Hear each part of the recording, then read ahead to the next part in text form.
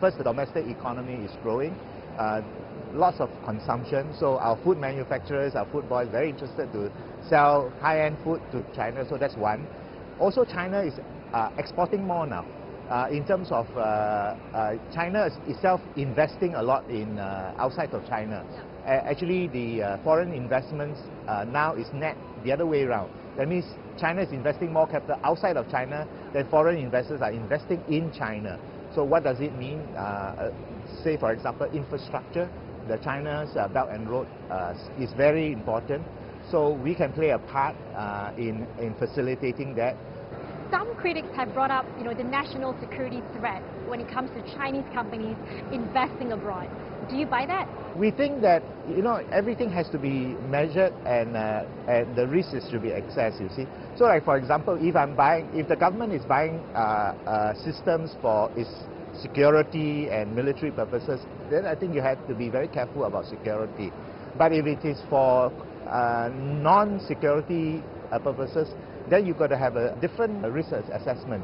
Say like, for example, I think in our 5G network in Singapore, I don't think we have ruled out using Huawei equipment. Why should we? Because if it meets our needs, it's an appropriate security level, we will consider using it just as we will use European technology for 5G as well. Yeah. So we don't buy that.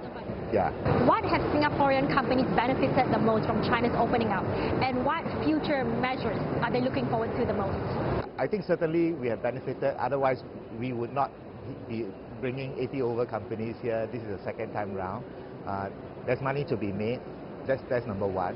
I think over the years, the ease of doing business in China has become easier and easier. So much more so that now even the smaller Singapore companies are participating in China. Okay, so previously it was the big companies like, say, CapitaLand, for example, or the banks. Now, because the Chinese market is so well known now, many Singapore companies are already invested there, and they can now bring the smaller companies along. Singapore is consistently ranked as one of the most competitive nations in the world.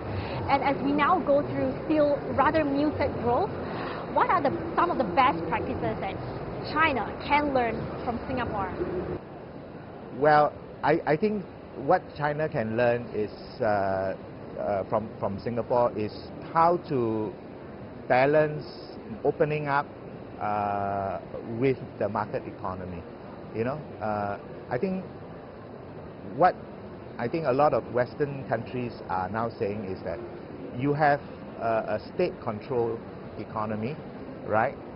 And how do you operate that and yet at the same time be competitive and listen according to the market force? I think the most important is the orientation of the Chinese economy, and it is a good orientation of a continuous opening up of the economy to foreign investors.